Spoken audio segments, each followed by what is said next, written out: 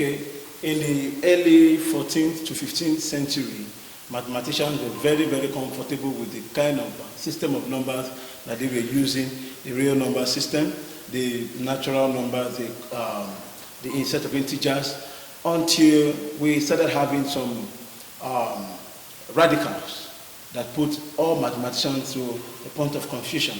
So in the early 15th to 16th century, there was a big question. That big question is, if we have x squared plus 1 equals to 0. This became a very big problem, as simple as it looks. It took so many years to tackle this kind of problem because there was really no real number that could satisfy it. There was really no real number such that this would be satisfied.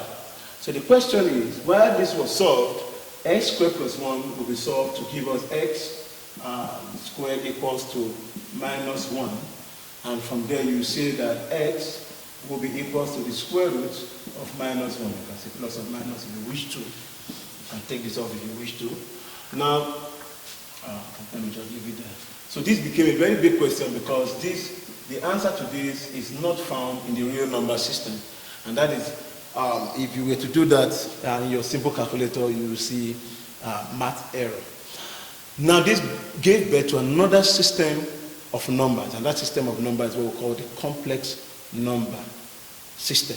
The complex number system has to do with numbers of this nature, and they was given a very beautiful name, and that is plus or minus I. We just call it I.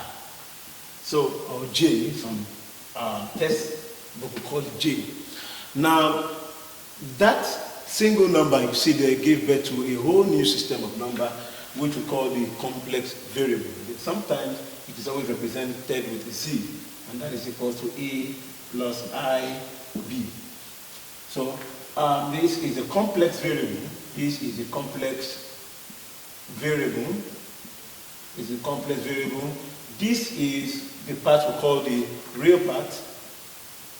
The real part, and this part is what we refer to as the imaginary part. Imaginary part. So we have these three parts that form the complex number. We have the real part. By real part means you just have a real number there. Then here we have the imaginary part, and these two will form a complex number. Okay, so it's not really a big deal. Complex number can also look like this: 3 minus 4i. That means the real part of z is equals to 3, and the imaginary part of z is equals to 4. That is the big deal. And you can actually view this on the complex plane. The complex plane, you're going to have, pick it up here, you're going to have something like this, I, y, and this is x, and the arrow here, this is the origin. So take note that the origin is the same thing as the origin here, is the same thing as 0 plus 0i. So how do I view this in the complex plane? You see that this is the real part, and we always have the real part here. So this is going to be 3, imagine 3 is here, and minus 4 is an imaginary part. This part is imaginary part, so I can have minus 4 here. So at this point, we have that number 3 minus 4i. So what we have is really, really not different from what we have been seeing in the real plane when we have 3 and minus 4. This is when we have it in the real plane. So it's really not different from what we are having in our graphs, 3 and minus 4. But seeing something like this, 3 minus 4i doesn't really mean 3 minus 4i, more like an algebra, but it's simply a point on the complex plane. So this is called the Argand diagram, or call it the complex plane. So this is called the complex plane. So very interesting. We need to take note of that. But this is not the only thing we know about complex number. Remember when we did the video on set, we did the video on matrices, we've done so many videos. When we have a structure in mathematics, we talk about algebra. How do we bring them together? So if you have complex number, we ask, how do we add this complex number? How do we subtract them? How do we multiply them? And how do we divide them? Unlike matrices where division is undefined, but in complex number, you can multiply, you can add, you can also divide. So how do we do that? So we're going to use arbitrary complex numbers. What I mean by arbitrary, I'm going to generalize using this. So I'm going to have two guys up here. So permit me, I'm going to have two guys. Let's say Z1. Z1 is going to be A1 plus B1I. And I'm going to have Z2, which is A2 plus B2I.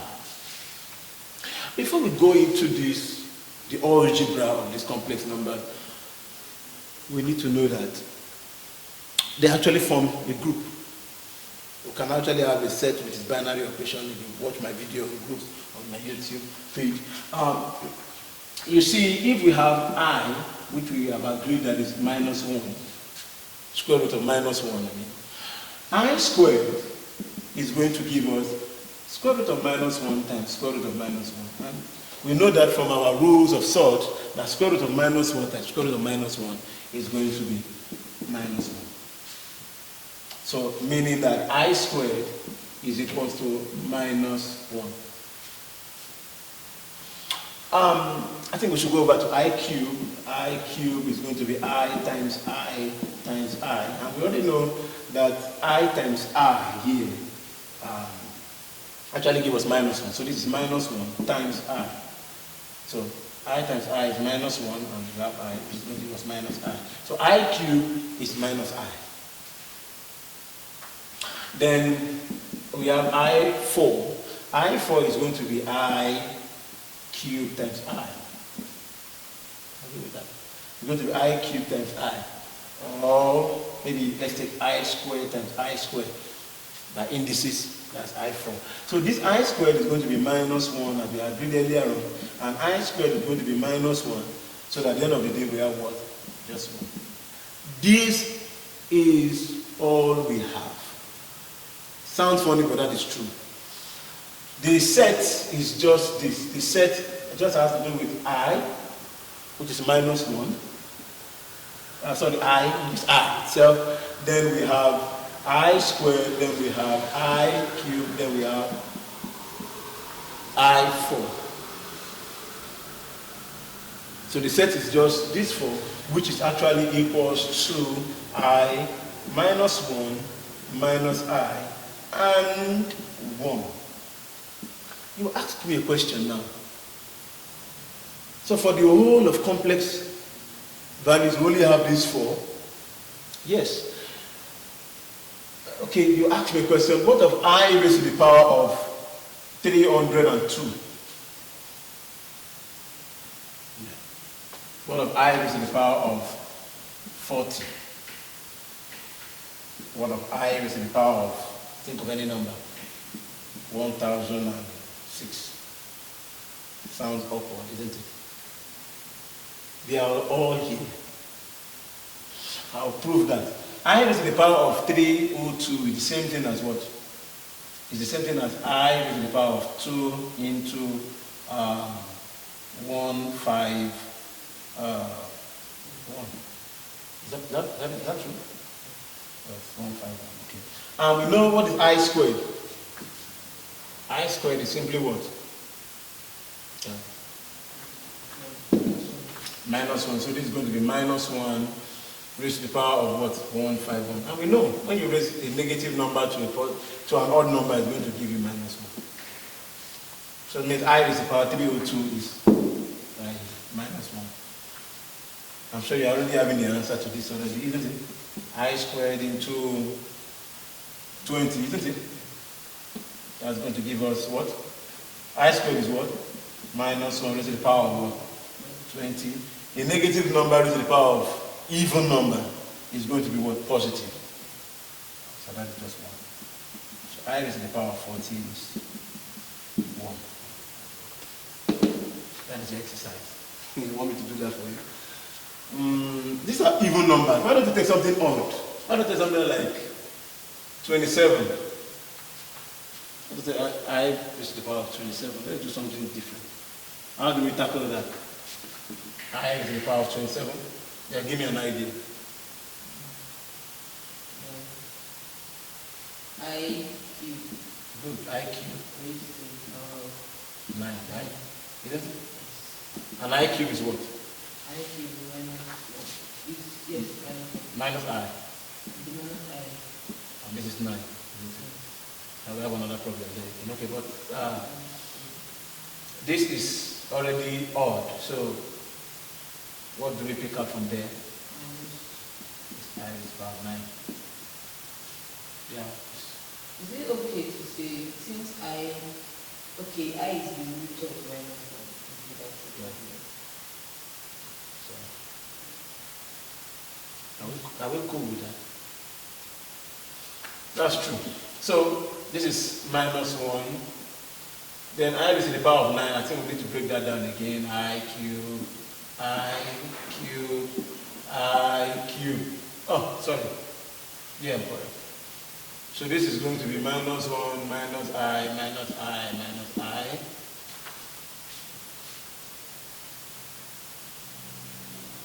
And that's going to be what?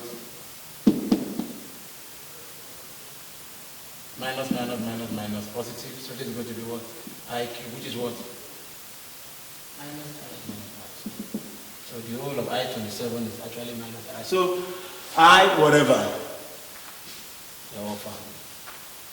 So let us do the algebra of complex numbers. Very interesting. Let's do the algebra of complex numbers. Let's add them. To add, I'm going to make this very simple. To add, just add the real part to the real part, complex part to the complex part. That is no big deal. The real part to the real part, like A1 plus A2. Anytime you want to add. So, real part to real part, complex part to complex part. That is all. Yeah, it sounds quite confusing, isn't it? Let's use numbers. People are always very comfortable with numbers. So, okay. So let's use numbers now. So let Z1 be 2, okay, plus 3i, let Z2 be 1. This is minus this time. Minus 4. Isn't it? So we're going to be using this till the end for the algebra. So these guys can go from now.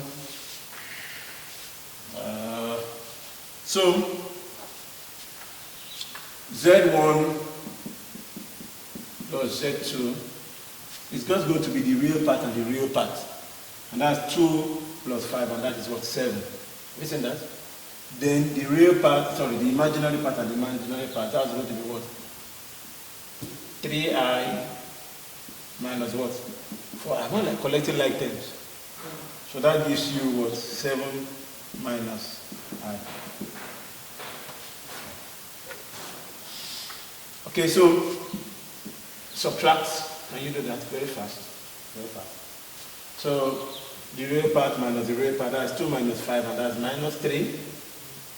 And 3 minus 4. 7 I. That is no big deal. Let's multiply. So the idea of multiplication is more like expansion. It's more like expansion. So if we have Z1, Z2, it's more like having, let's use this. So it's going to be 2 plus 3i times what? 5 minus 4i. So it's more like expansion. More like this guy takes on all this guy.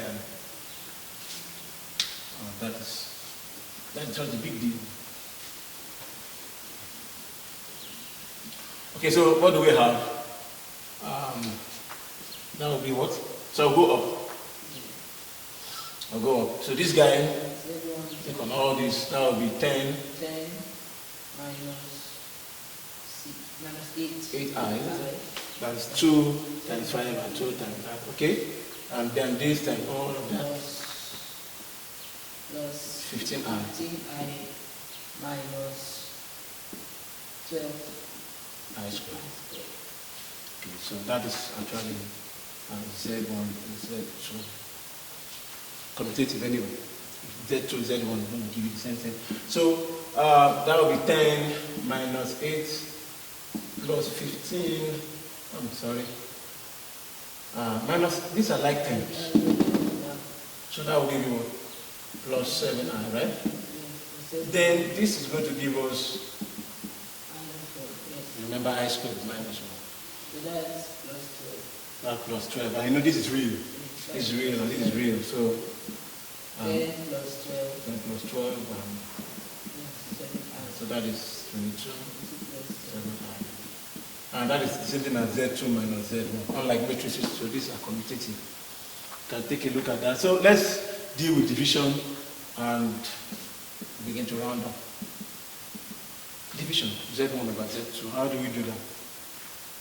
What do we have? 2 plus 3i divided by what? 5 minus 4i. So that will take us to kind of rationalizing the denominator. Do you remember something like that? Rationalizing the denominator where you change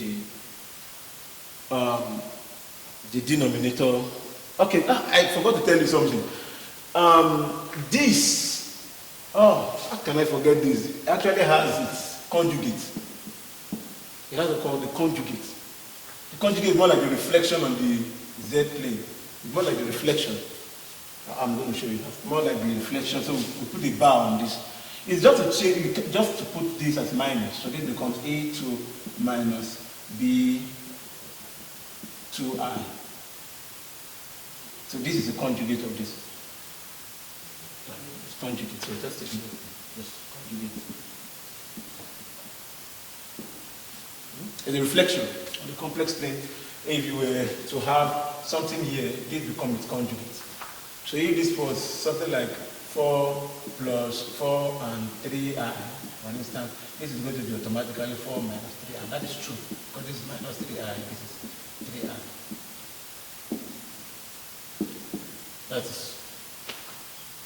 So this is the conjugate. So what you do, if you want to deal with this, is to multiply the whole of this. So you multiply the whole of this times its conjugate. So what's the conjugate of the denominator? 4i and 5 plus 4i. We go back to this again. We expand. Expand. So I think we had something like, okay. So that's going to be faster this time. 10, what next? 8i, what next? 15i, what next? 12i squared. Don't expand this, there's no need. This and the conjugate is just going to give you something like difference of 2 squares. Do you remember that? Remember this? A squared minus B squared, isn't it? So the same thing here, this minus this plus is going to give you what? 5 squared minus what? Minus what? So, shortcut. So you don't have to expand. So, somehow we are done here, but I need to finish this up because it's very important for this video. Very important for this video. I have to take it to the extreme. So let's just do this. This is going to be minus 12. So this is going to be minus 12. Remember, I squared is minus 1. So this is going to be minus 12. 10 minus 12, that's what? Minus 2. Minus 2. And this is going to be what? Because the I is imaginary. That's 23, right? 23 what? I divided by, this is 25 obviously, minus 8. No, 16. Sorry, 16i squared. 16i squared. Minus 16i squared. That's Minus 16. Minus 16. Because I squared is minus. I squared is minus 1. I squared is minus 1. And 4 squared is 16. So minus will give me minus 2, 23i. This is 25 plus 16, and that is 41. So you can't leave the answer this way. The answer is actually minus 2 over 41, which is real, plus 23 over 41i. So you can see it takes the form of a complex number again. It takes the form of a complex number again. So that's a complex number. The real part and the imaginary.